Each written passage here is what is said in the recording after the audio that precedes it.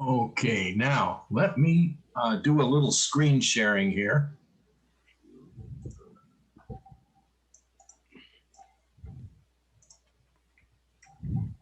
Well, that didn't work. Yes, that's here. Oh, really? Well, Yeah, there's something in here, but it's your open Zoom your Zoom screen rather than. Open Zoom. What's that doing there? I think you better get out of screen sharing and try clicking on something else. All right. No, don't end the meeting. No. Okay. It's like riding a bucking bronco. I know. Herding cats. we like herding cats now. Oh, yeah. All right, let's see if this works now. How about there? There we go. Yes. There we go. Nice. Okay. Now, you know, we've had lots of interesting topics for these first 5 weeks. Well, the next 4 weeks are going to be a little different. Here's the deal. The next 4 weeks, the kind of things we're going to cover is communicating with other hams, communicating.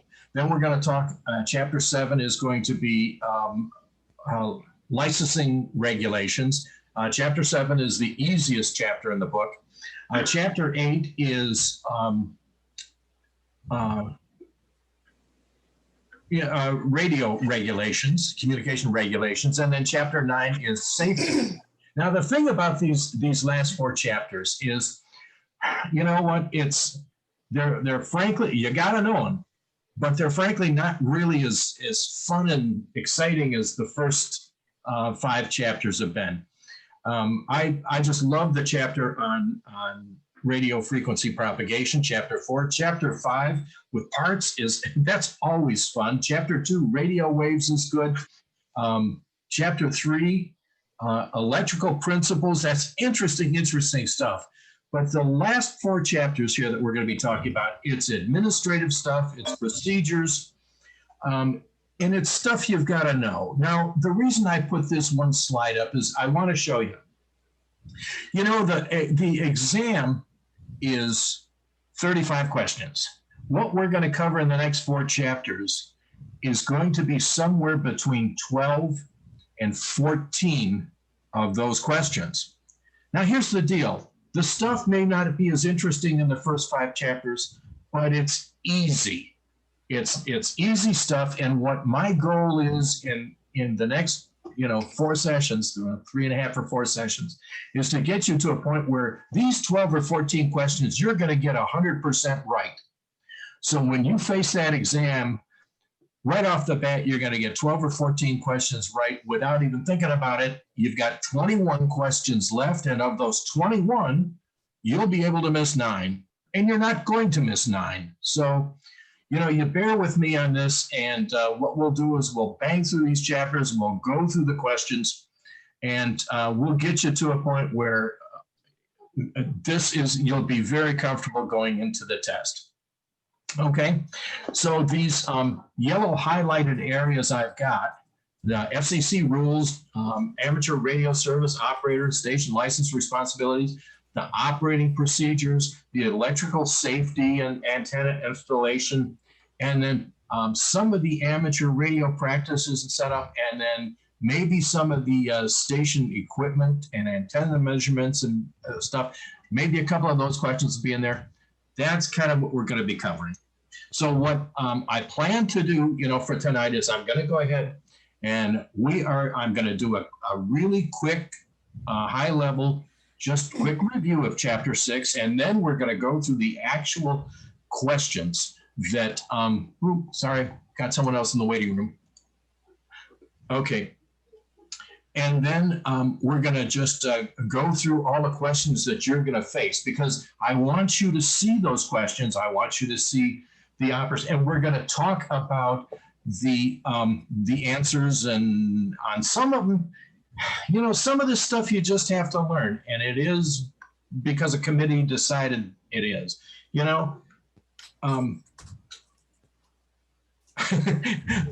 In one of the, not tonight, but one of the other chapters, you're going to, we'll go through a regulation that says for the FCC to issue a club station call sign, how many members does the club have to have? Well, you know what? That's not something you can guess at. You know, it's not like, well, is it 5 because that's a basketball team? Is it 9 because well, that's a baseball team? Or Baseball team.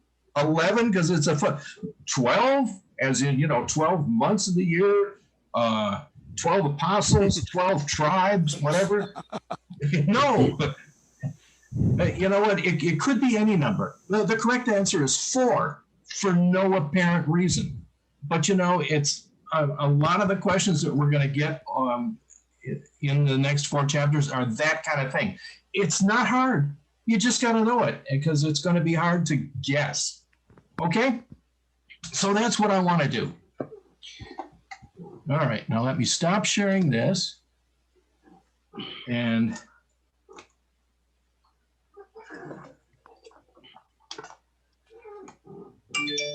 oh, okay.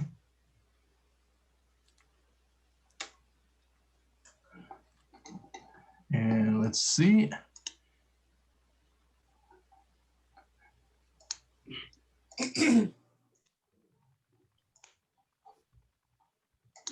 Oh, Bob, one thing I was wondering whether we could take a short pause at 8 o'clock because the ARPSC network is going to come up, and it might be kind of helpful for students to listen to how an amateur radio network is run. Oh, that would be great. Okay, I've got my my base station rig on the frequency, and as soon as something comes up, we'll talk. Okay. All right. Well, give me a heads up when we get there. Sure. Okay. All right. Now, chapter 6. The first thing we start talking about in chapter 6 is band plans. Band plans are a cool thing. What you have to understand is that a band plan is not the same thing as your band allocation. I think we showed another chart, which, I didn't keep it up, so that's fine. This is fine. But what a band plan is, and I want you to look at the 2-meter band here. Okay? Now, you know, the 2-meter band goes from 144 megahertz, it's this one right here, up to 148. Now, what this band plan says is that, you know, well, you can, you know, you as a technician will have access to this entire band. Actually, you'll have access to all these bands that you see here. This is UHF and VHF bands. But the band plan, and again, remember about this, a band plan is a voluntary allocation of frequencies for specific uses, okay? You'll notice, and this is color coded, this nice maroon or burgundy area. This is weak signal and CW or Morse code, okay? Which is the first, 100 kilohertz. First 100 kilohertz. The next 200 kilohertz is for single sideband. Now, you know, normally what you use in the 2-meter band is FM, and single sideband is AM. Now, single sideband, you know, you could use for longer distance and whatnot. Okay, and then the interesting parts in the 2-meter band, you notice that we have this nice little blue area from 44.3 to 44.5, and that's satellites. And that's where a satellite may do an uplink or a downlink. You'll notice there's another section up here, further up in the band, the same thing. You'll notice this nice orange section here, which is for repeaters. Now, this is for repeaters, and they have multiple areas because the repeaters. Share everything. Get off your butt and do it now. Okay. Can we put everybody on mute? Maybe, Bob. Okay. Will do. Gotcha. Okay, now I was talking about the FM repeaters, because remember, the thing about a repeater is it receives on one set of frequencies and it transmits on another. And so that's why you see these splits here. And then in between, you know, we have a nice little simplex area. Now, the thing about this is that this, remember, these allocations, these are commonly agreed on, and we all do better if we all live with this. There's not actually, you know, you can't be ticketed or fined for violating this, but you know, it's just you make better use of the frequencies we have available if you follow the band plan. Okay. Well, there are some kind of significant problems. For instance, if someone is going to operate high power FM in the satellite area, especially in uplinks and all that sort of stuff, you might even disable a satellite's receiver, because it doesn't take very much signal for the, satellite receivers are very sensitive. So if somebody does that, then they're really both not acting as a gentle person or, as a decent human being. Yeah.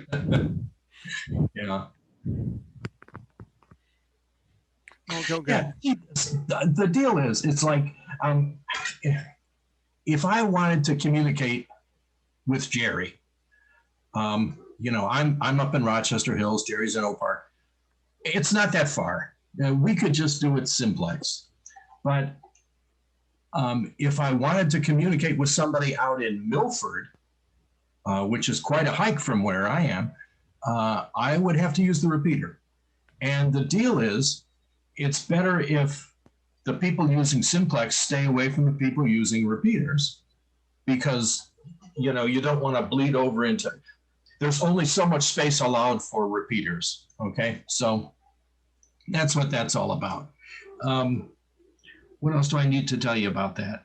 The repeaters, there's a couple of different ways you can get to repeaters or find out where repeaters are. You can sign up for online services. You can look it up on the ARL website, or you can actually buy a book that will give you repeater frequencies. Okay. Now, on some of the HF bands,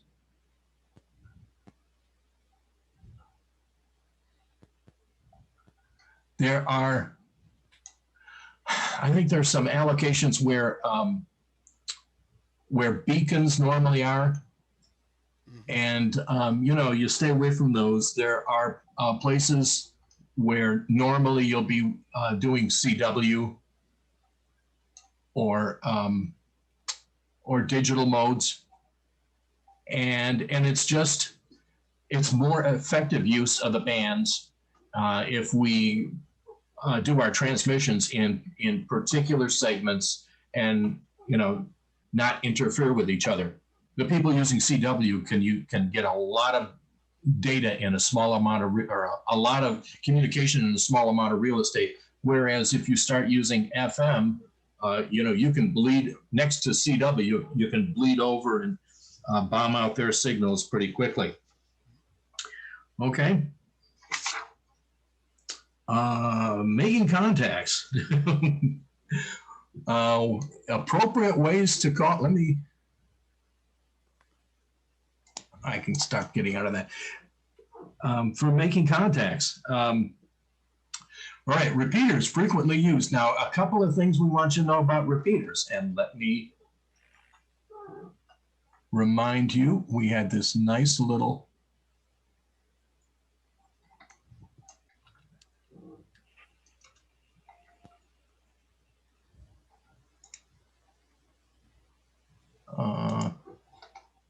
sure. Okay, and this is a review. We had this earlier because remember what's going on in the repeater is it's receiving on one frequency and it's turning around and transmitting on a different frequency at virtually the same time. Now, the things you need to know about a receiver or about a repeater is that they are transmitting and receiving at different frequencies. Now, on the 2 meter band, the difference in the frequencies is referred to as the offset. Now, on the 2 meter band, the normal offset is 600 hertz. Kilohertz. Kilohertz, excuse me, 600 kilohertz. Okay, so like for our local repeater, it transmits out at 146.640 megahertz, but it receives its input frequency. It receives signals at 146.040 megahertz. Okay.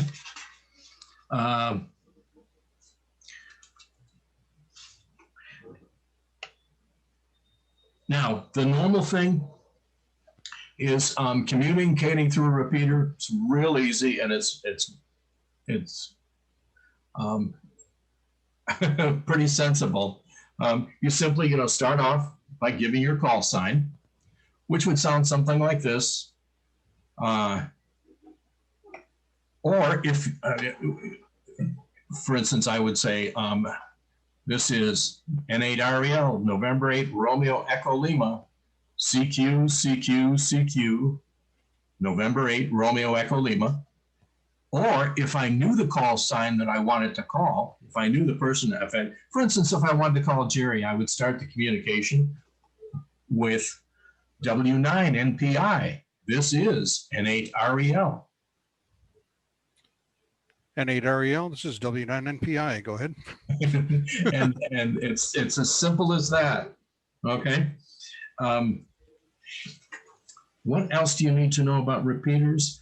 To break into a repeater or to start a conversation, it's best to just use a little bit of courtesy. Number one, listen so you make sure that no one else is using the repeater at the same time. Keep your transmissions kind of short to begin with.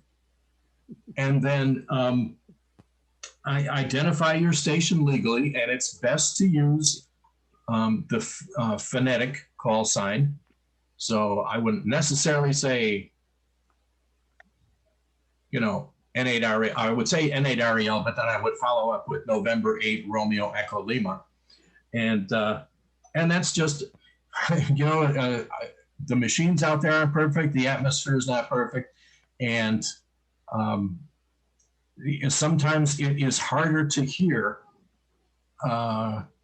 letters or words than other times. And using that phonetic alphabet just makes it easier, makes it clearer for everyone. Okay. Now, if you want to get into a repeater, want to talk to someone, but you don't know if anyone is out there, the easiest way to do it is to simply get on and give your call sign. You key in the repeater. Well, first off, you listen to the repeater. You don't hear anything out there. You don't want to make contact with someone. The easiest thing to do is just get on there and give your call sign. This is N8REL. Or what you often hear is this is N8REL monitoring. Or this is N8REL standing by. It's all you got to do. Okay. Simplex. Now this is a repeater. This is called, it's referred to as duplex, by the way. And that is because, you're receiving and transmitting on different frequencies. But if you're not going through a repeater and you're transmitting and listening on the same frequency, that's referred to as simplex. That's just a standard communication. What else do you need to know about that? Yeah, 146.52 is going to be on your some of your questions, and 146.52 is a calling frequency. So if someone just wants to make a simplex contact, they'll tune to 146.52 and wait for somebody to come on. Then after you make contact, you might transfer over to another frequency to finish your conversation and leave the calling frequency clear for another call. Does Yeah. this have to do with contests or just anytime? Anytime. Yeah. Usually, well, there's VHF contests, but usually that'll be weak signal, I think. Am I right, Bob? I haven't done any VHF contests. I haven't either, but the contesting would probably not be on the calling frequency, on the national calling frequency. But Jerry is right, and pay attention to that, because that 146.52 megahertz, that can show up on your test. There's very few specific frequencies they ask for. That's one of them. I don't think they ask for the UHF calling frequency. That's 446.0, but so know that it's out there. But yeah, please remember that 146.52. I think there's one for 52.525 for 6 meters. That's the calling frequency, and I believe that there's a question in there that will figure 52.525. It's probably the question that says what frequency is in the 6 meter band. Yeah. Okay. One other thing that I brought up, and it comes in in the book about 6 pages in, and they start talking about Q signals. And first, let's talk about CQ first, because I mentioned that earlier. But CQ is just an abbreviation, and essentially what it means is calling all stations. So, you get on and you don't know anyone specific out there and you just want to talk to someone, you just get on and say, CQ, CQ, CQ, this is N8REL calling CQ, or this is November 8 Romeo Echo Lima calling CQ. That's a good thing to know. I think, yes, they could ask you that, by the way. So that you should know. Okay, Q signals. There are something else out there called Q signals. You saw the book gave you a list of a whole bunch of them. There's 2 of those I would like you to remember. It's nice if you remember lots of them, but 2 of them might appear on your test. One of them is QRM.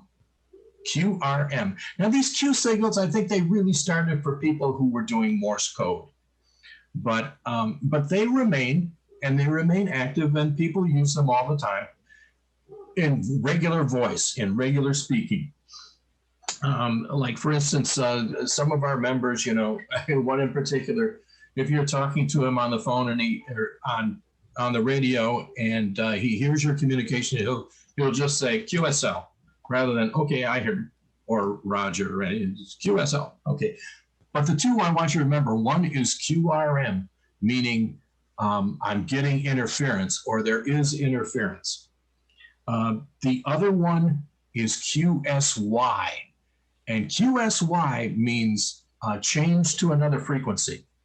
So if you're on having a communication with someone, and there are other hams out there on frequencies near you, and they're kind of bleeding over into you, and you're getting a lot of interference, you may want to just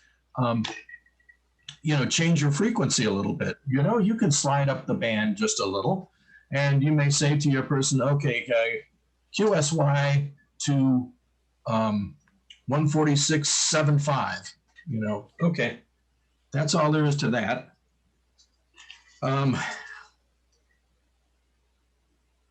the the book comes in about 9 pages in it and has one little paragraph on something called the National Television System Committee, NTSC. You usually see that when you're looking at a TV tape player, Yeah. Okay. NTSC type television. Yeah, television standard. Yeah. Well, anyhow, a transmission type, and I don't know why they would throw this in the test for a technician, but they do. So you may see something that asks you, what does the term NTSC mean? And all that is it's fast scan color television signals. And, it's the same as analog broadcast TV signals, but it's a mode that you can use on VHF. Okay. Repeaters again. We've pretty much gone through repeaters. Oh, and we've talked about the repeater offset and the shift. The interesting thing about this is that, your radios, I tell you that for the repeater, it's receiving a signal on one frequency, and then it retransmits it out to the world on another frequency. But within all the guts of the repeater, your signal may not transmit quite as well as it's received. This happens sometime. Oh, sorry, I got someone else in the waiting room. Okay.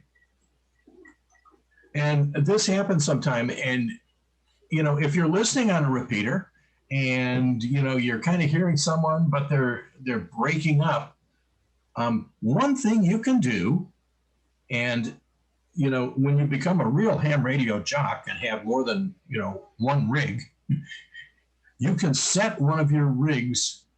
You're going to have your main rig set to the transmit frequency. To the listen frequency, of the repeater, but you can have a second one set to the transmit or the input frequency. I have heard it on our Sunday night net a couple of times where someone's signal is coming out of the repeater and it's garbled and breaking up quite a bit, and don't know why. And then I can hear someone else say, well, I'm listening to that on the input frequency. On the input frequency, his signal is perfectly fine. I can hear it fine, but the repeater somehow takes it and garbles it a little bit, and it transmits out not quite as well. The guy could be close to the fellow who hears him very well, but very, very far away from the repeater, so the repeater can't hear him. Yeah. Okay. The radios have a function, a little button you can push, so you can actually listen to the input of a repeater frequency. And I don't know, the FCC regulations are, and common courtesy. You can get off the repeater and talk to the guy on Simplex, and leave the repeater for someone else if you're courteous. Of course, not everyone is going to be 100% courteous all the time. As a matter of fact, later on, we're going to be talking about how we have to, or who's responsible for handling the bad boys and bad girls and bad theys who sometimes infest the repeaters. Okay. Yeah, that's coming up I think that's chapter 8. Mm-hmm. So, now repeaters. Here's the thing about a repeater. Your radio has to be set up, and the repeaters normally don't respond to every radio transmission out there. It will only respond to a radio transmission that it receives that is also sending a subaudible tone. And the purpose of this subaudible tone is to alert the repeater that this is a transmission it should pay attention to, and it can ignore all other transmissions. So you have your radio set up to, and you know, all the, you know, regular modern radios will do this. It will transmit a specific subaudible tone. Now, the some of the little acronyms we need you to kind of get used to are CTCSS, Control Tone Coded Squelch System, and yes, there can be a question about that on the exam, and you know, if you're trying to get into a repeater and you're just not making it, the first thing you check is, well, actually, the first thing you check is, do you have your offset frequency set right? You know, you need to set up your radio so that it expects to automatically transmit on the repeater's input frequency. And then, but that's not enough. It also has to send that subaudible tone, that control tone coded squelch. There's another one called DCS, digital code squelch, but it does essentially the same thing. Okay. Okay, one thing that CTCSS, I think the Motorola company first put it on when they first started making two-way radios, and they used a generic name. Well, we're talking about generic names now, but they called it private line, or PL. So when you get on the repeaters, instead of someone saying CTCSS is such and such, they will say the PL. Like when you listen to the DART repeater, it will identify itself in English language and say, please use PL 100, instead of saying set your CTCSS to 100. Okay. Yes, that's right. Our yeah, and that is Motorola terminology, but okay. For digital repeater systems, there's a couple of cool things out there that as technicians you will come to love. One is called IRLP, Internet Relay Linking Project. The other is called Echolink. Now, these are two things that that use the internet to broadcast. For instance, you know, we're telling you that, you know, your regular, you know, 5-watt handheld handy talkie can get you a few miles. And if you have a 2-meter VHF base station and a decent antenna, you know, you can get out 10, 20 miles. Depending on how high you are, even further. Our transmitter, or our repeater, which is located on the top of a 10-story building, it can get out closer to 30, 40, 50 miles. However, that is not the extent of what you can communicate with. Our repeater, aside from being able to broadcast, you know, in the Detroit Tri-County area, is also hooked up to the internet. And its internet connection connects it to other repeaters in different parts of the world. On our Sunday night 2-meter net,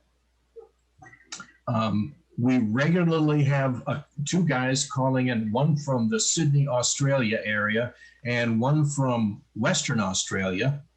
We occasionally have guys calling in from New Zealand. And again, I think we've told you before, one of our club members, one of our Hazel Park Amateur Club members, is actually a missionary, and he's stationed in Thailand, and he can call in regularly, and that's kind of cool. We also get several from Canada, and then also from distance stations here in the United States. We have someone calling in from Roseburg, Oregon, Tacoma, Washington, Las Vegas. Anyhow, and that's through this Echolink utility. Now, the thing with Echolink, and the thing that may come up as a question, is what you have to do to use that. With Echolink, you have to have an amateur radio license, and you have to register with Echolink, and they'll let you into their system. Well, Bob, we're talking about using the computer What does rather. what does Echolink do? It's a voice over internet protocol. Oh, VoIP. Okay, got it. Okay. Okay, but it has it dumps the output into a nearby ham repeater. Ah, okay. Thank you. Yeah. And the interesting thing about Echolink is you actually don't need a radio to use Echolink. You need a ham radio license because, they won't register you unless you have a call sign. But, every now and then, when I'm feeling really lazy, or if I'm behind times and I want to check into the Sunday night net, and, again, I live in a condo, so I have to run out when I want to play radio and put up an antenna. And if I don't have the time, or if I'm lazy, I can just open up my laptop here and get onto Echolink and call into our Sunday night net without even putting up my antenna or turning on my radio. Now, there's another one, something like that, and that's that IRLP, the Internet Relay Linking Project. Now, this is a little different. It does use repeaters, and it does use the internet. But the difference is you have to get into their system. You have to get into one of their IRLP, what they call nodes, with radio frequency. So so what that means, number one, you've got to have the radio and a transmitting radio, and you have to be within radio reach of wherever that antenna is for that IRLP node. And typically, is there a map of where all those are? For the IRLP nodes, I do not believe there are, because anyone can put one up. One of our club members put one up down in Oh, that's why it's a project. Okay, I got it. Okay, and if you get into the Echolink website, you'll see the extent of so many stations in various parts of the world, and so many individuals who are registered that you could possibly contact direct. Actually, Hugh, you've been working on stuff like that, haven't you? Hugh? Yes, I have. Yep. Yeah. And I get at leads all the time. And for quite a while there, we were talking to Alaska on their afternoon net. Okay. And my next door neighbor, who doesn't have a radio yet, registered, and he got into a repeater in Panama, and he courteously broke in at the right time, and he got chewed out. So I don't know. Some people aren't as friendly as others, I guess. But that was an experience for him. Okay, Bob. Okay. The one other thing you need to know about IRLP, and that is they have a code sequence that's needed to get into their system, and it is. I don't know why you need to know this, but it's one of the questions. It's referred to as dual tone multi-frequency, DTMF, and that's just. It's just the telephone, the telephone tones, and most radios will have a keypad built in, or like this microphone for my other radio. Okay, now we've started talking about nets. Do I have a?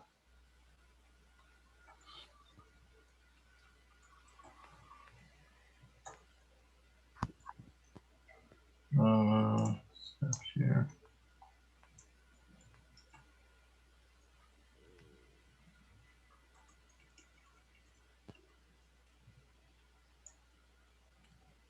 Okay, I'm not sharing yet, am I? Hang on.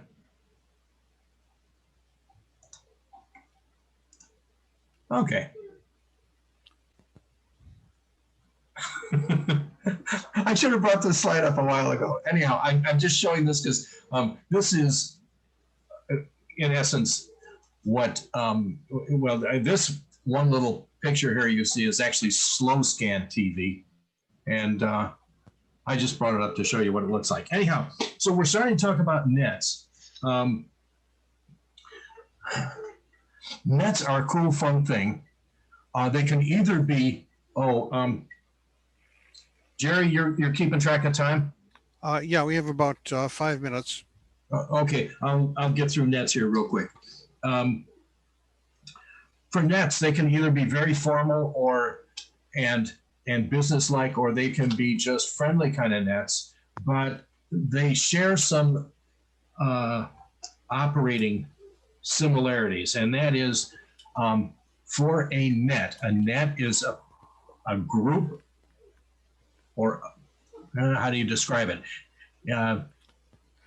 It's a set time. It's a set time where people can call into a particular frequency where a particular group is running a radio communication period.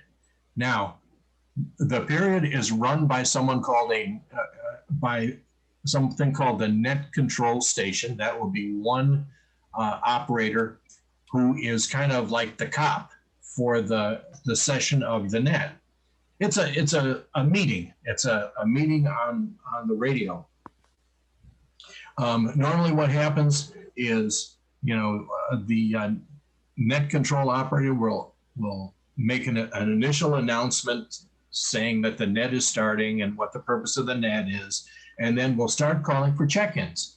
Now, you check in when they ask you to check in, and essentially what you're going to do is you're just going to give your call sign, and then you're going to wait to be called on. And normally the net control operator will prepare a list of all the people on the net, wishing to talk on the net, and then he will go back and call on them in order for their comments or announcements. No big deal. If at some point there's some kind of an emergency going on, you can always stop that or break into the net simply by saying priority, or emergency. And at that point, normal chit chat should stop, and the net should be turned over to you for your important emergency business. Well, Bob, you've been net control for the Hazel Park Sunday net for I don't know how long. So you know how to handle that kind of thing. Yeah. Bob is the best. Right. But it's less a directed net. It's not. He uses a kind of soft hand on it. It's not like a military type thing or police type where you have to do things in just the right order. In about 5 minutes, when this other net comes up, that's an emergency network, you'll hear the difference. Yeah. Now the book then goes into talking about sending or exchanging messages. When ham radio started, the league, the American Radio Relay League, started as a group that passed messages across the country from one station to the other. And there's a very formal way to do that. The formal net messages as at least as the book talks about, and this would be especially for those of you who are interested in emergency communications and passing emergency messages, that will not be casual. That will be very formal. And that'll be a specific format where you're going to have some header information identifying, who you are and what the message is about, who it's to go to. And then you'll have some time to do an actual message. An actual message limited to 25 words. Yeah, page 6-16 has an ARRL radiogram form. Mhm. They were extremely popular when I was 15, 16 years old. It's been a while. Oh, that was in the 90s, right? Right. Yeah. No, he's not 90 yet. No. 1890. Yeah. Well, actually, they started relaying the messages because back in 1914, 1915, amateur radio stations only had a range of about 30 miles, thereabouts. So they would take a message and pass it from one to the other until it finally got to the destination. Now we have much better range, and plus we don't have quite as much. We have better communications, cell phones, and things of that sort. Okay. Jerry, you got about 1 minute. Okay. Do you Right want now, all I've to got is static from the radio, but I did hear a message saying 5 minutes 5 minutes ago. So let's see what happens. Okay. Hey, Bob, tell him how many nets our club is up to.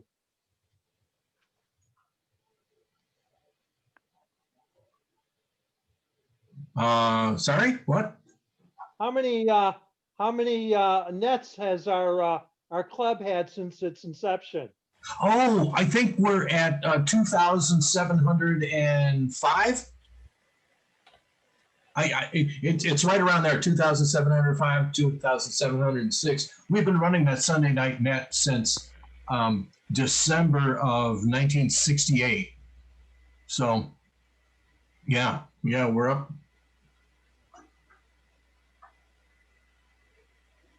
Hey, while we're waiting now, to give a shout out to my two Elmers, Bob and Jerry.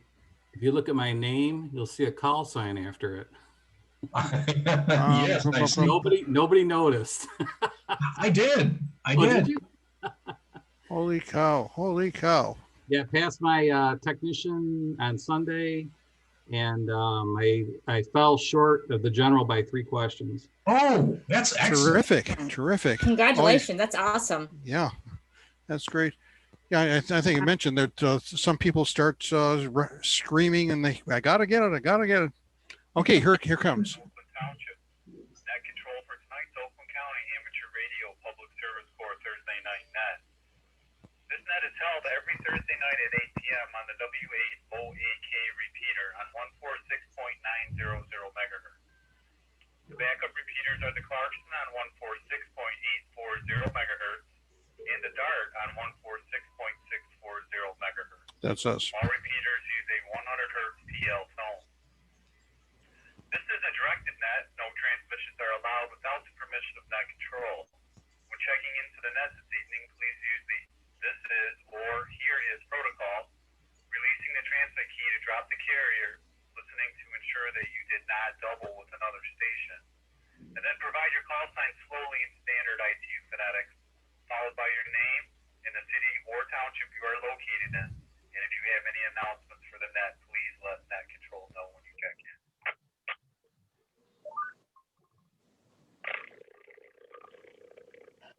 The Oakland County Amateur Radio Public Service Corps is an organization of public service-minded amateur radio operators. It is dedicated to providing organized emergency communication in the time of need. Membership is open to all amateur radio operators in Oakland County and the surrounding areas. No membership fees are required. We only ask that you have the desire and ability to serve and assist when requested. Before we begin the net this evening, we'll take a pause for any emergency or priority traffic. If anyone has any emergency or priority traffic for the net, please call now.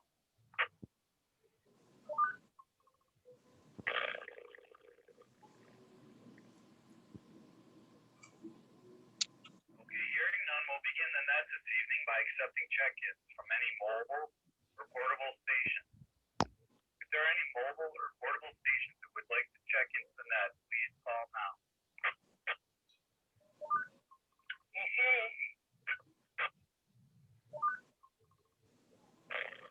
November 8th,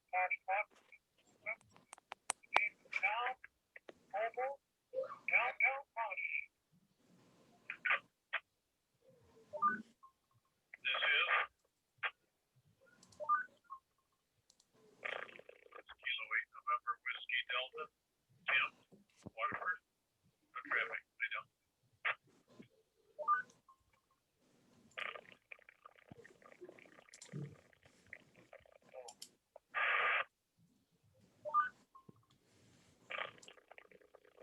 Kilo 8, yes, hurry up, Delta, boy, what's Oakland, no time about that.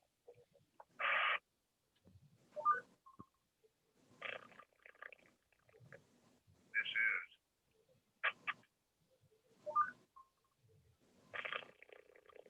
White Charlie Victor here.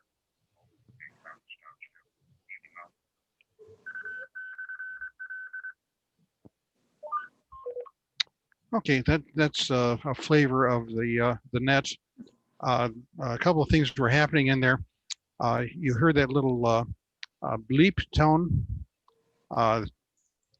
That sets a timer, and if you talk too much, the repeater is going to shut you off.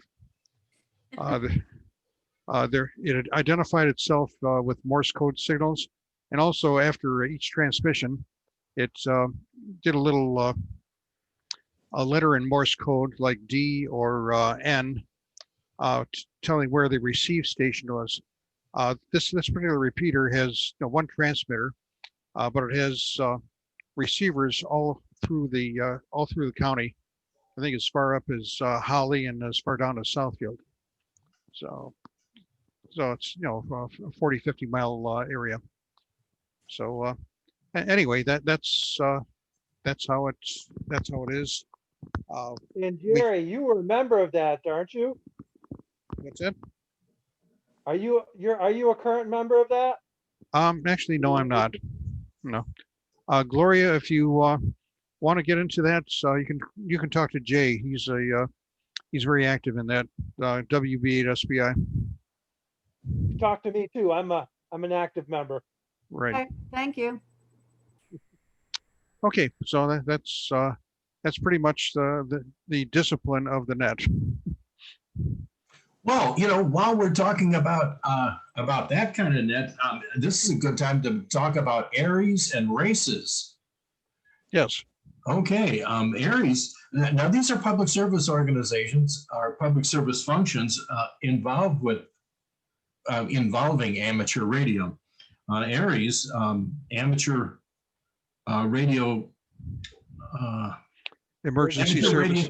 Emergency services is something that is kind of sanctioned by the ARRL, whereas races is that's started by the FCC and is Jerry, if I'm understand correctly, that's associated with FEMA. With FEMA and Homeland Security. Homeland Security. Yep. Okay. Both of them have training programs that you have to go through. They're both, I don't know if you can do them both online. I think the Yes, Aries is Yes, you can. You can do them online. self-study, but I don't know about races. Yeah, Well- you can do them online. You go to FEMA University, and it's online. But you have to know which courses to take. You do the study guide, take the test. If you pass it, get a certificate.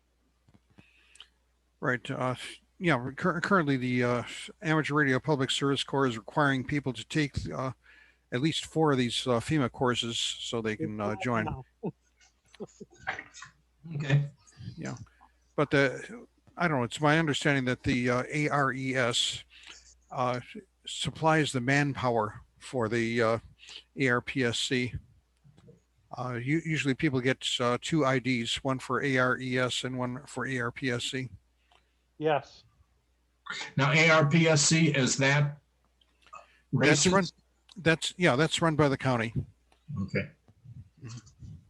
And if there's an incident, disaster, or anything of that sort, then it's those guys run out of the county, whatever county seat you have, that's going to gather the manpower together and assign people to go with various disaster response teams. So Wayne County, of course, is run out of Detroit. Okay. How much time behind the radio do you have to have before you even start looking at that? Most people will either have an HT, and that's pretty much it. That's pretty much it. It's I don't know. It's my prejudice. I think most of us experienced hams have a prejudice about getting a mobile because it actually gets out further.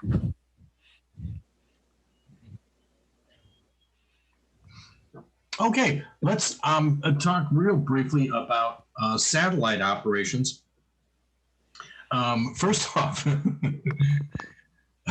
satellites, space stations. You know, the FCC defines a space station as anything that's operating higher than 50 kilometers. Yes. Live long and prosper. Okay, a space station is anything operating more than 50 kilometers, or about 30 miles up in the air. So all the little satellites are considered like space stations. The interesting thing about this is that with your technician license, you'll be able to use these things, you know, back in the chapter on propagation, we told you that the HF frequencies, which, you're not going to have much frequency allocation on the HF frequencies, those put out very long radio waves that bend in the ionosphere, whereas VHF and UHF shoot right through the ionosphere, and that's what you need if you're going to be communicating with orbiting satellites. You don't want your signal bending. You want it going all the way to the satellite. So normally what happens is, like on a repeater, the satellite is going to receive on one frequency, usually in like for instance, a VHF range, and then it will retransmit on a different frequency, usually in the UHF. Either that or vice versa, but it'll receive on VHF, transmit on UHF, or transmit on UHF, or receive on UHF and transmit on VHF. Okay. What else do we need to know about that? The modes of the satellite modes, where the uplink and downlink are. There's one question in there. Yes. Can't remember where it is, but it tells you whether it's going to the satellite's going to receive on the UHF and transmit back on the VHF, or vice versa. Page 622. 622. Okay.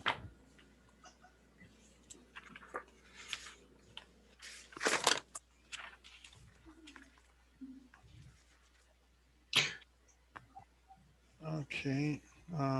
You're right at the top, like the bottom of the first paragraph or second paragraph. Yeah, uplinks and downlinks. Yeah. Right, uplink signals. Okay. Let's see, is there anything?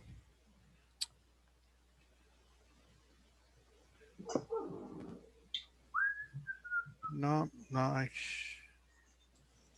Okay. oh, sorry.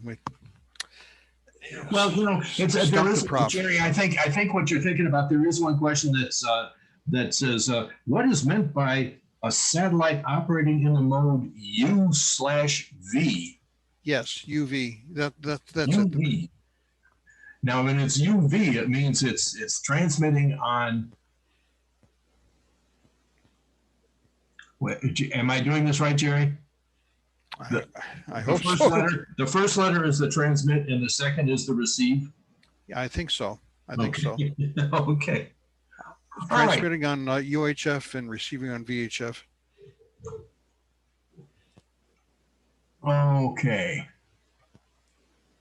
Well, you know what? Let's do.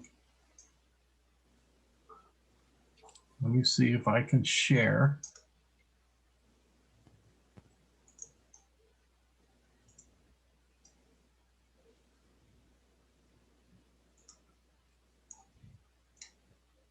Oh, that's not what I want.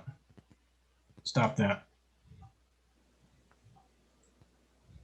Hey, I found that question you guys were looking for. It's on 624. Oh, okay. T8B08. Talks about the uplink, and that was on the test too. Mm-hmm. So, by golly, you're going to have to learn about radiograms from the 1900s and something that goes up to the to the 21st century there. Mm-hmm. Yeah, know what's in the preamble. Yeah. Okay, I tell you what. Let's just work through some of the questions. All right, we'll talk about these, but I want you to actually see the actual questions that you could encounter on the exam. Like I say, this section's this chapter. It's not wild and sexy like some of the other ones were, but you got to know this stuff. And the best way to do it is we'll just go ahead and drill on it a little bit. Okay. Okay. Now, I sent you all out this file.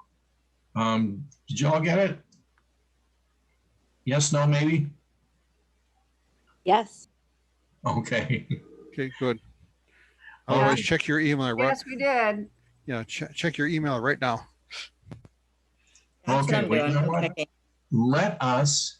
Yep, I got it. Let's go ahead and unmute everyone.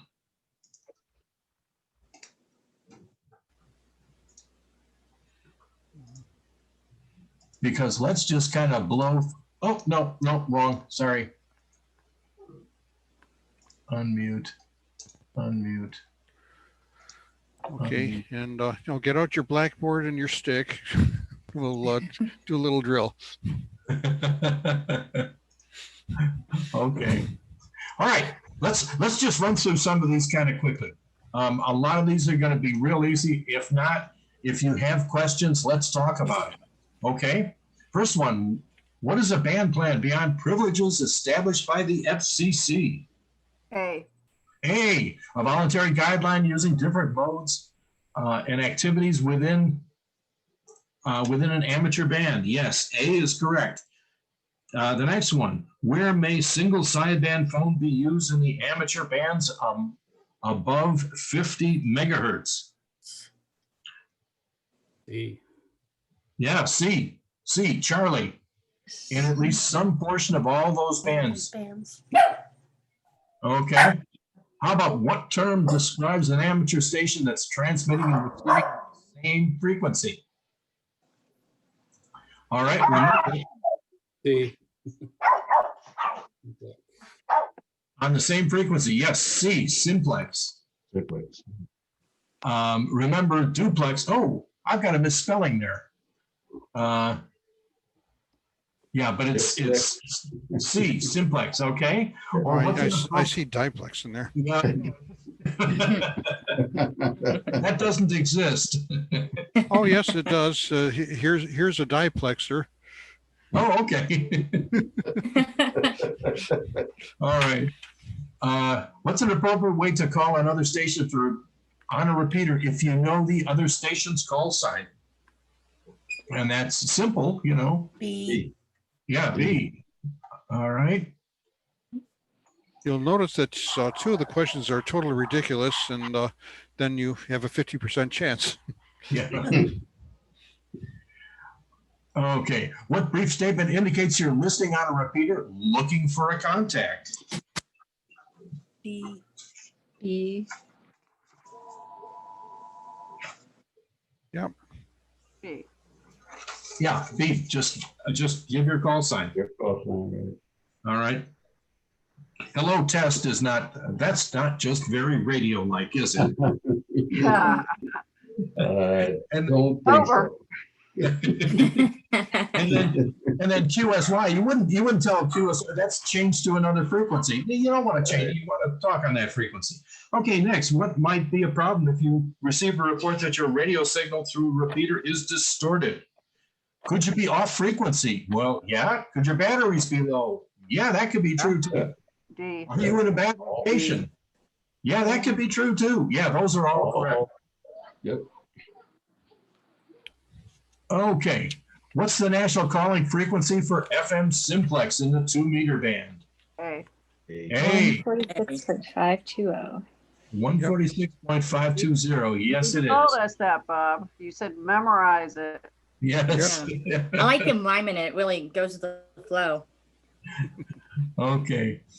Now, just one thing, remember, now on this question, look at this, and this you should know just right off the bat. When it says 2 meters, you know you're going to be looking in the 144 megahertz range or in the 140s. The 430 megahertz range, that's 70 centimeter band. That's different. You don't want that. Okay. So 2 of those are crazy, but you need to know the 146.520. Okay, what's the most common reverse split function or common use of the reverse split function for VHF, UHF? And that is C. when C, to listen to the repeater's input frequency. This is, like Jerry was talking about, maybe the other station isn't hitting the repeater, but if it's geographically closer to you, maybe you can hear it. So Here's a demonstration. Please call now.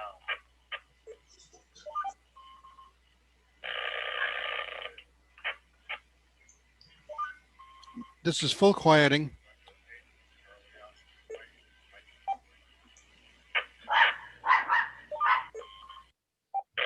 Okay.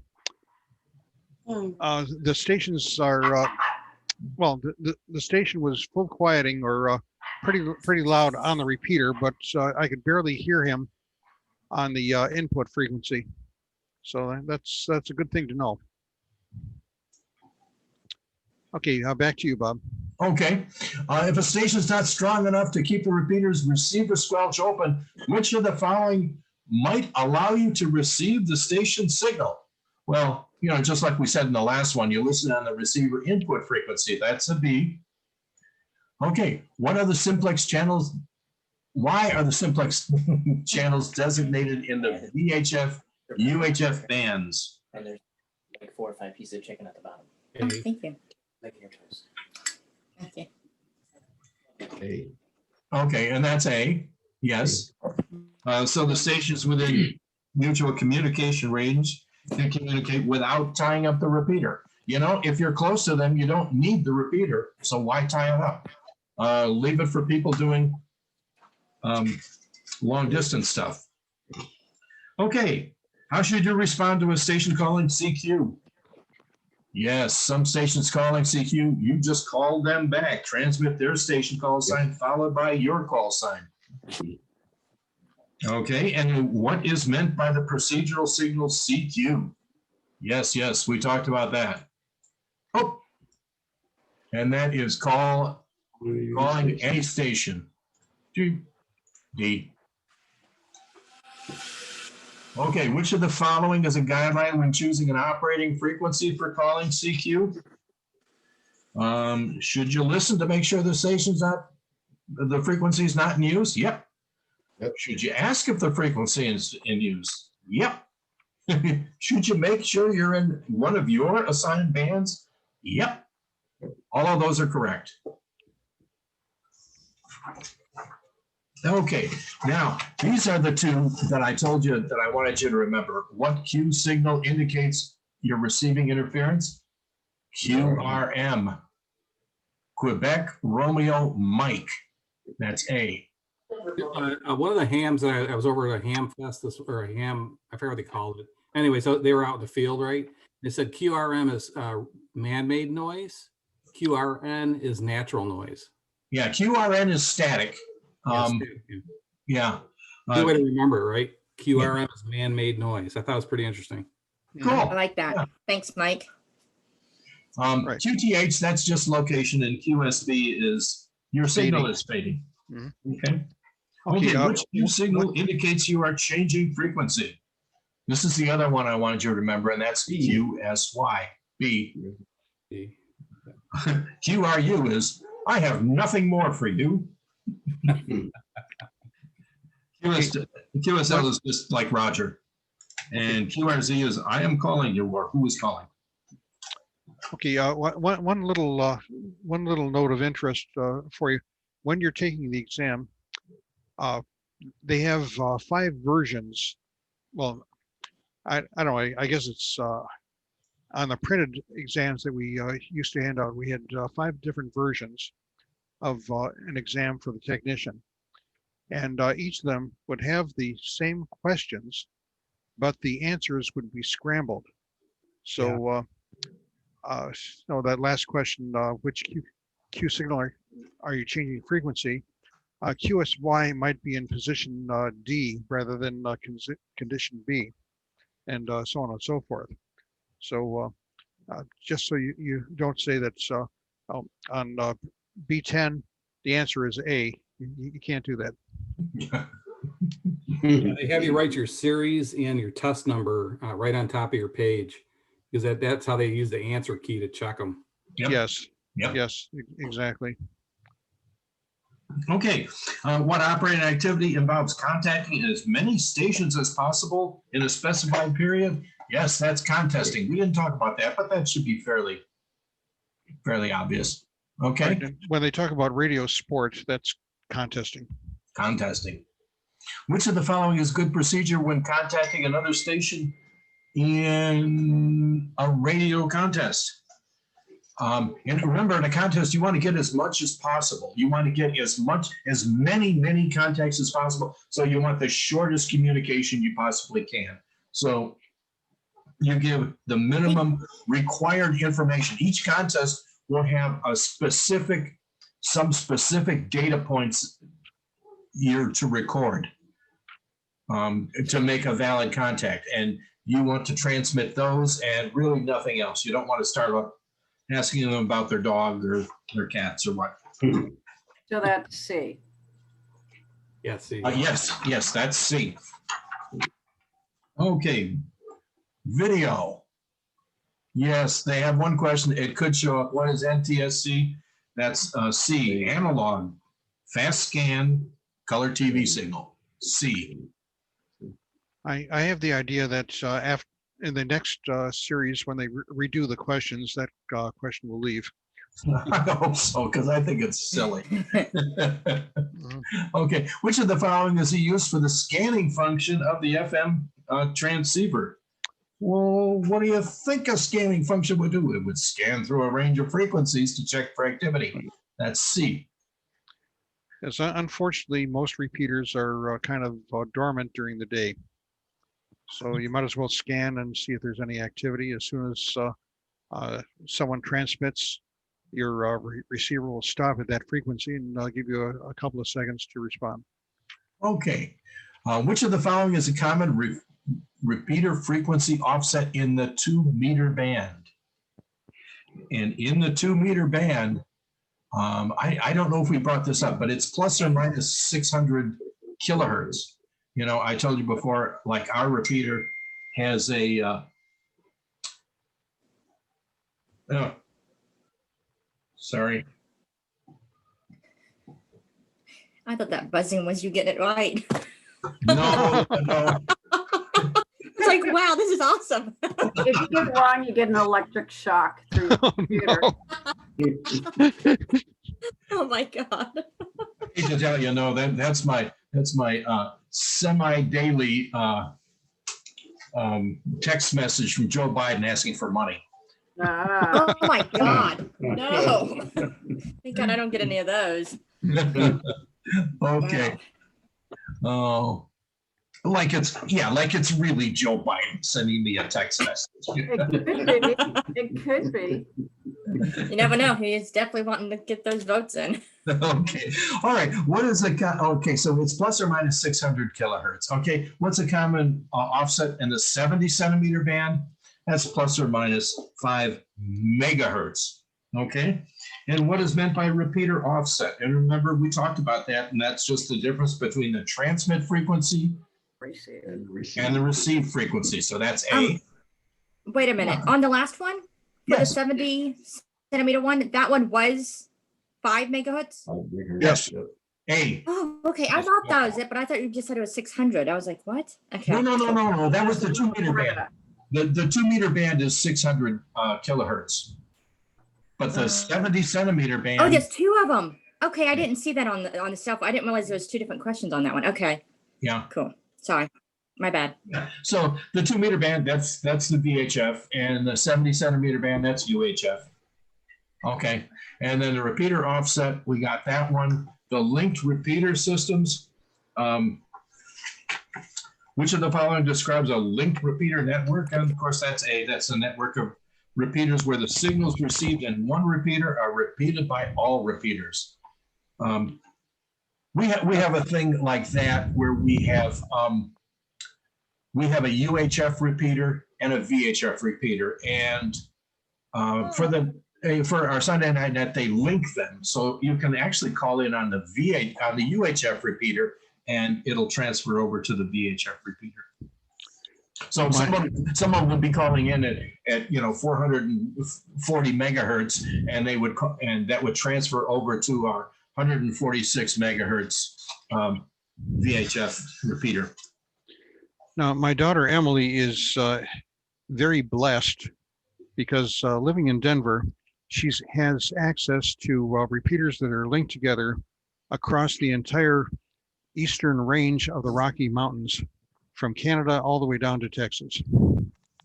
So she gets to a certain frequency and checks in. She can have a conversation up and down the line with somebody. Wow. Very nice. And I understand that there are Michigan repeaters that are linked but exclude Southeast Michigan. What happened? Southeast I Michigan didn't hear isn't what part Bob of said. it. There are linked repeaters in the western part of the state, but not here in our part of the state. We're the undesirables, apparently. Well, I suppose if you want to give a $500,000 grant, they'll gladly include you. Okay. Wow. All right. Well, what term describes the use of the subaudible tone transmitted along with the normal voice audio to open the squelch of the receiver? And yes, that is CTCSS, control tone coded squelch, D, delta. Now, what's it stand for again? Control tone coded squelch. Okay, got it. Okay, which of the following could be the reason you are unable to access a repeater whose output you can hear? Could you have the improper transceiver offset? Well, yeah, that would mess things up. Maybe B, maybe the repeater requires a CTCSS. Yeah, if you don't have that right. Or if it uses the other one, the DCS, the digital code squelch. If you don't have that set right, yeah, that would also mess you up. Yes, all of those are correct. So for that one, it is D. Yeah, we don't talk about DCS that much because it's not used as much nowadays, except to access the IRLP or access the Echolink. Again, it's technology that's sort of going by the by. And next time they'll probably have that answer out.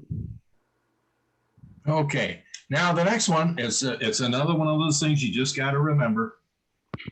What type of tones are used to control repeaters linked by the Internet Relay Linking Project protocol? Yes, that is DTMF. That's number A, or choice A in this case. And you just kind of have to remember IRLP and DTMF. So IRLP, irritating radio listening person equals despicable talking. I don't have anything for MF, but you know. All right, next one. How can you join a digital repeaters talk group? Now this is the digital repeater. They're talking here about digital mobile radio. And this is one of those deals where we didn't talk about that much in the review, but the digital mobile radio is where it's a time sharing thing where one frequency can be used by different people at the same time, just by having the groups have separate identifiers. So what you need to do in that case is you need to program your radio with the group's ID or the group's code. And that gets you into the right group, and you get, so that's what? C, Charlie. Okay, what's a talk group on a DMR digital repeater? Oh, okay, and we just talked about that. That's a way for groups of users to share the channel at different times, nearly at the same time, without being heard by each other. Okay, and how is access to IRLP nodes accomplished? By using DTMF signals. Okay, and what is meant by voice over internet protocol as used in amateur radio? And yes, that's D, a method of delivering voice communications over the internet using digital techniques.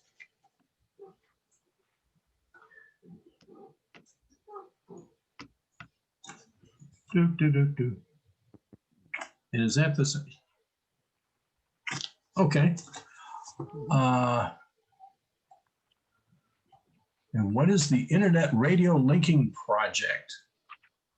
And of course, that's a technique to connect amateur radio, such as repeaters, via the internet using VoIP. Some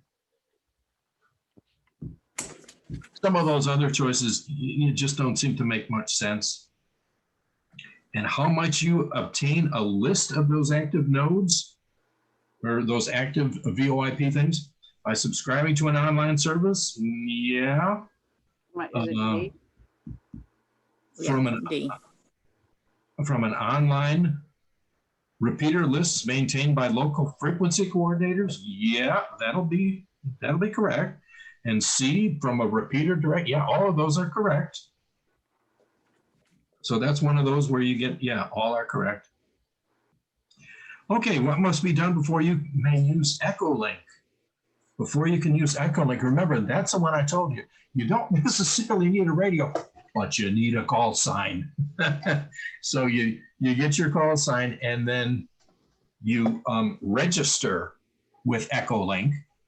And I think that's as easy as going to www.ecolink.net or com. I forget which one.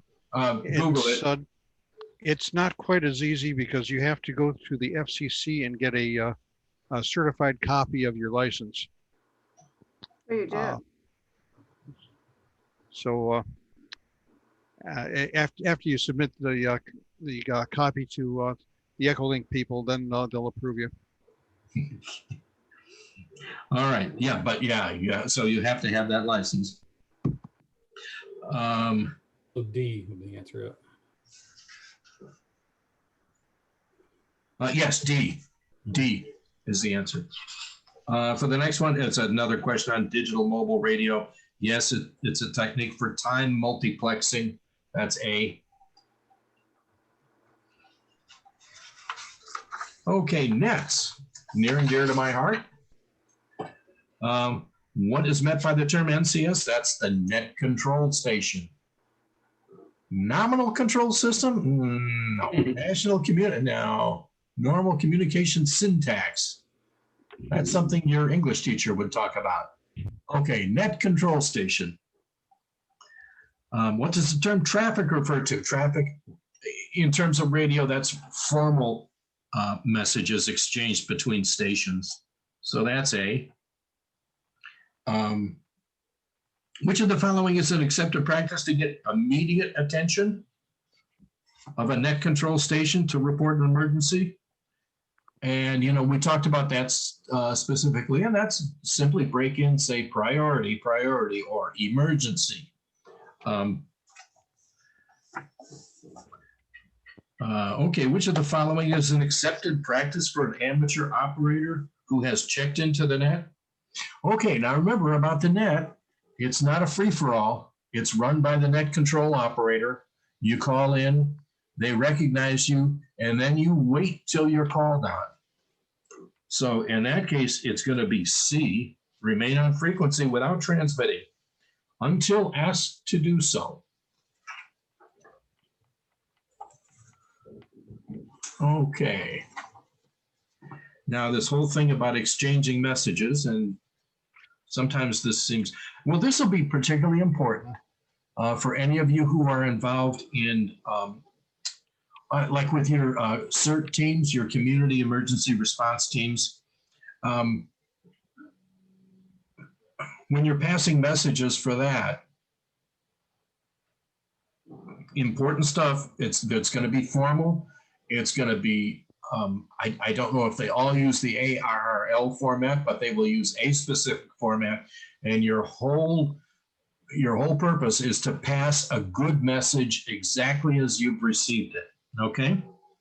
So what should be done when using voice modes to ensure voice messages containing unusual words are received correctly? Spell them out. Yeah, C. Spell them out using the phonetic alphabet. Which of the following is a characteristic of good traffic handling? And that is certainly pass the message exactly as you've received it. Don't edit it. Don't embellish it. Don't comment on it. Pass the message you received. I know when I was in the Army,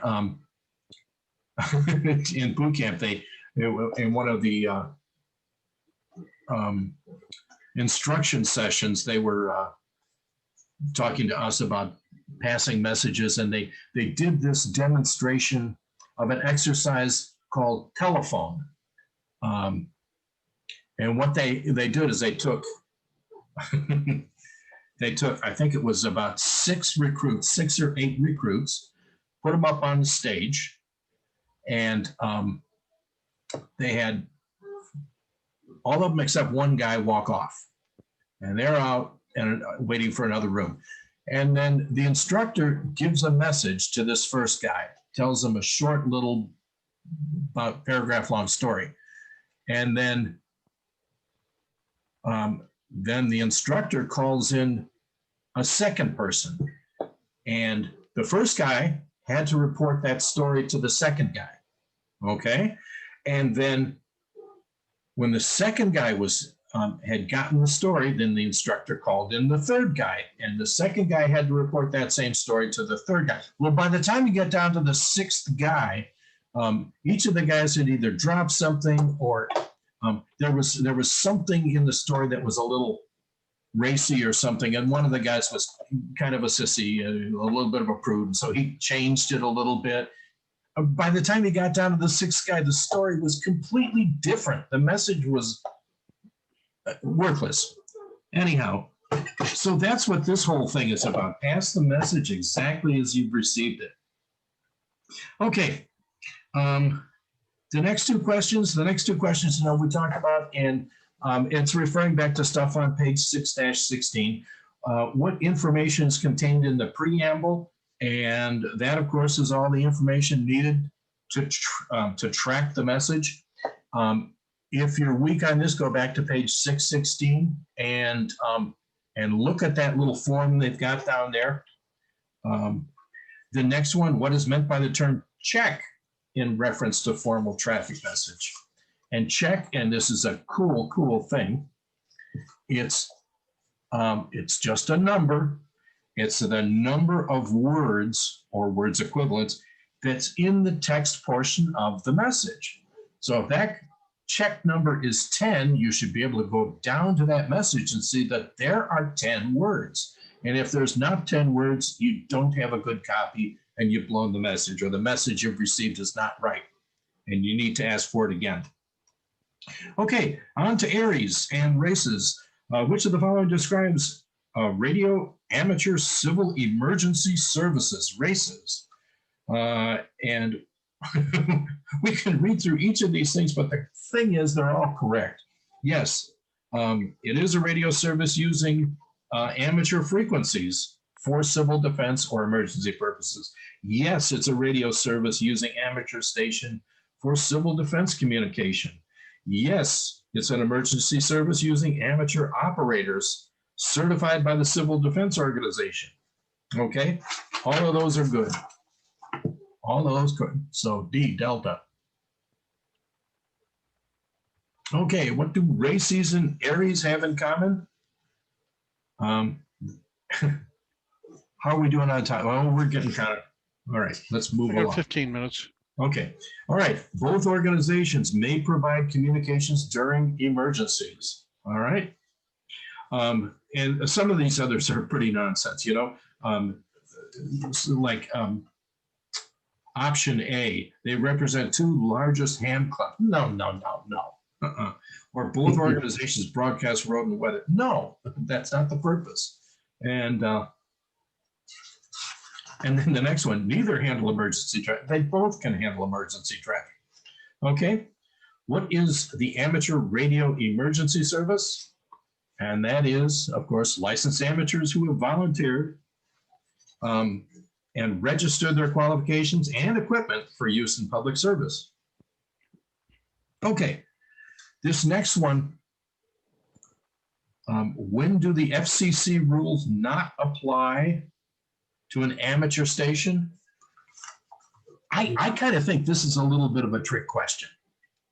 You know, because the FCC rules, you know, they tell you your frequency allocations and what modes you can use, and then you hear that, oh, but in case of emergency you can use any mode. So does that mean that in an emergency they don't apply? No, in emergency they do apply. So the correct answer to this is, you know, when do the FCC rules not apply? D, never. The FCC rules always apply, because in FCC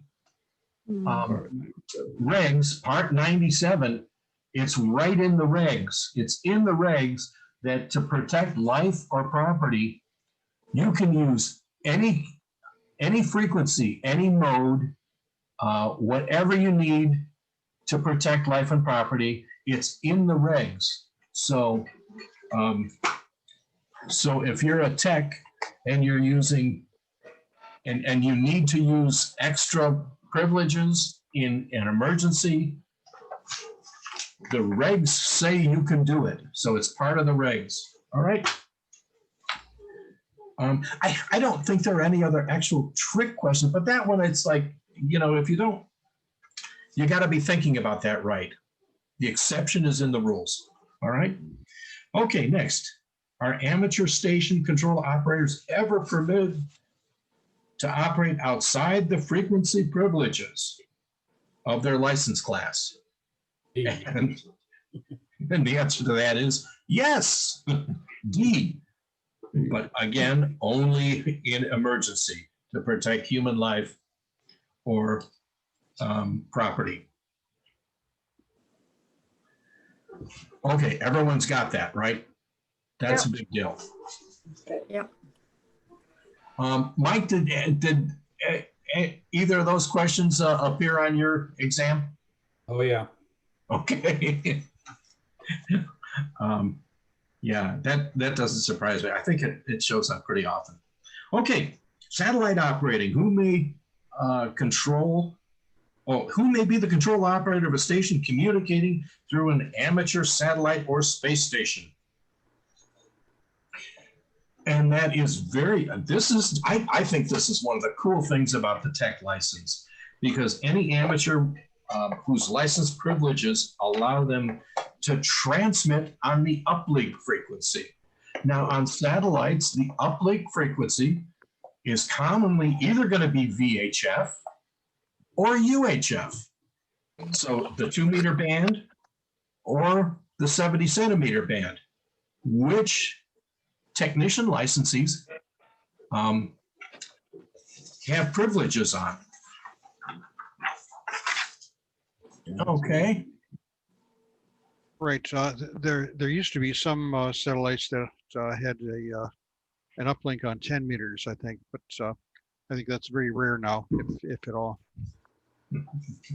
And as a technician, you wouldn't have privileges on those frequencies. Okay. Okay. Which of the following are provided by the satellite tracking programs? And this was covered in the book. We didn't talk about it much, but maps showing real-time position. Yep. Time, azimuth, and elevation. Yep. Apparent frequency of satellite transmission, including effects of Doppler shift.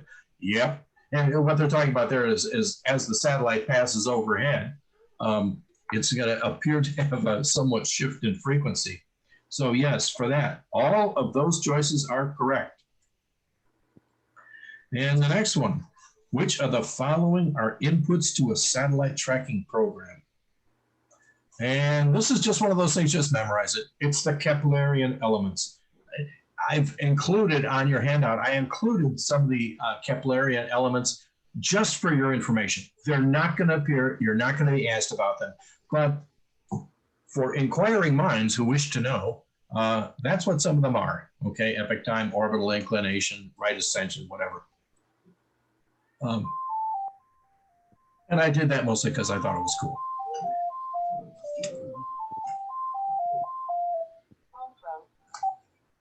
There, you. All right. What telemetry information is typically transmitted by satellite beacons?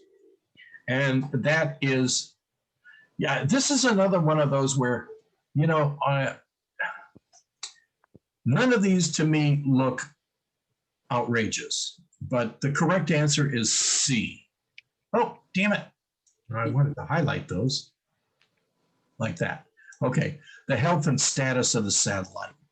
That's what this question is asking for. And if I came at this question cold, the signal strength of receiver, none of those look outrageous to me, but it's the health and status of the satellite, period. Yeah, the local guy who helped build a satellite for under $50 would run out from swaps and stuff with his handy-talkie and record his satellite telemetry signals as it passed over him. He knew when it was coming over. And I mean, it's sort of like talking to your microwave. Yeah, the temperature is such and such, and the voltage is such and such. Very, very uninteresting stuff. But still, it's the idea of the thing. It's cool to talk to a satellite. Right. Okay. What is the impact of using too much effective radiated power on a satellite uplink? Jerry talked about this, and it's a cool thing.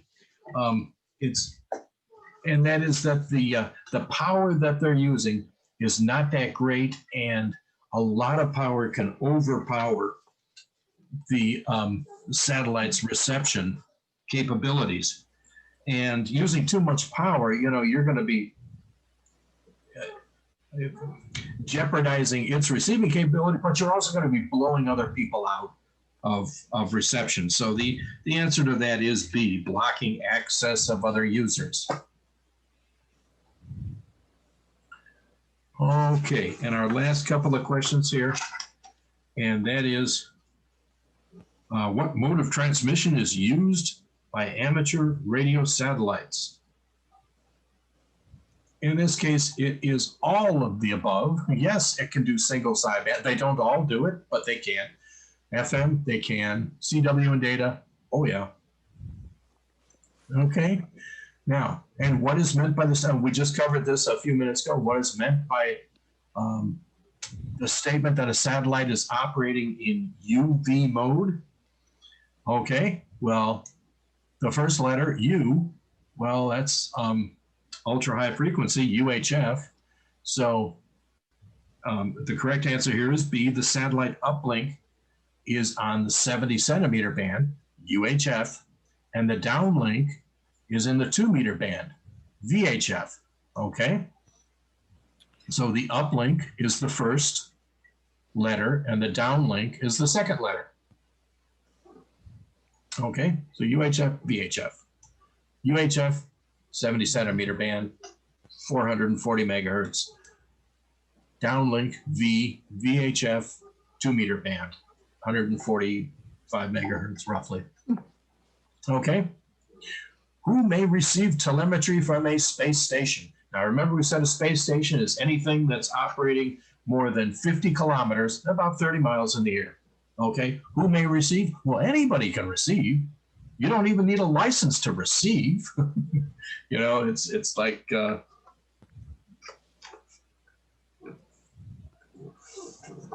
your license lets you transmit, but anybody can receive anytime. Okay, and which of the following is a good way to judge whether your uplink power is neither too low, nor too high.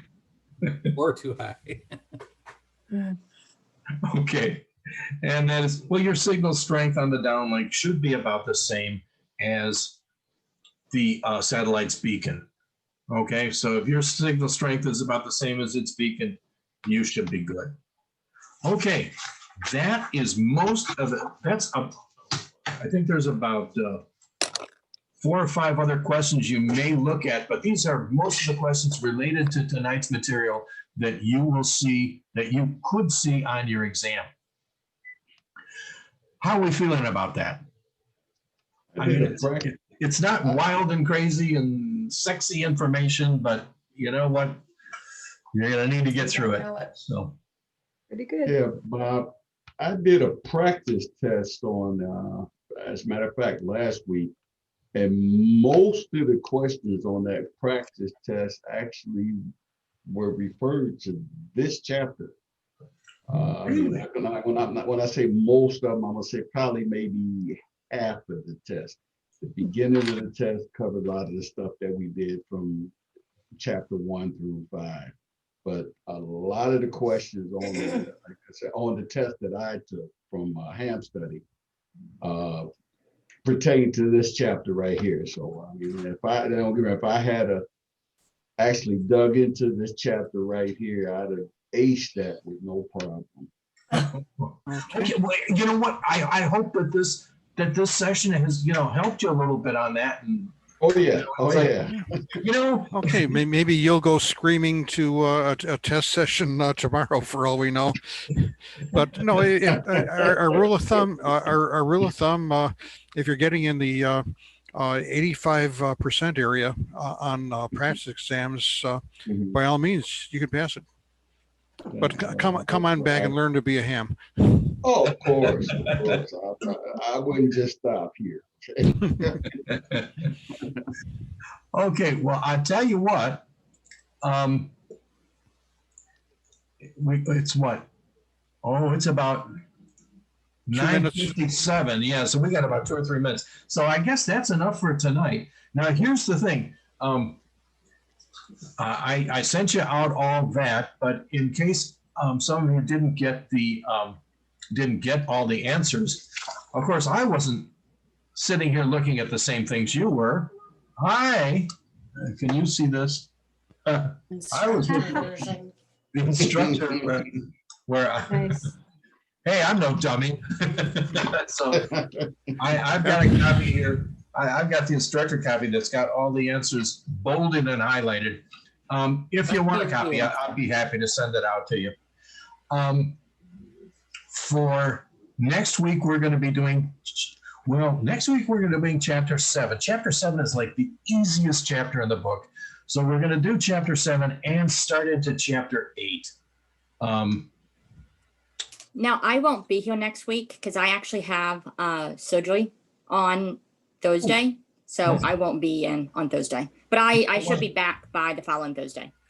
Katrina, you know what I'll do is I will send you the, rather than send you the student, I'll send you the instructor version of chapter 7 then. Okay. So that, Okay, and I think we'll have recordings, so we'll figure out where to put the recordings and then let all of you know where to find it. Now we're still feeling our way through YouTube and all that sort of stuff. Okay, well let's hope the doctors will give you a good report. Very important. Okay, Yeah. okay, 1 minute left. Are there any questions of anything Yeah. so far? I have 2 questions for you. There's a Gordon West book that everybody keeps recommending for the testing. Is that better than the AARL books? I went through both. They're just about the same. Okay. I think ARRL is a little friendlier, but no, Gordon West is also thorough. Okay. It's whatever works for you. Exactly. Oh, is okay. All right.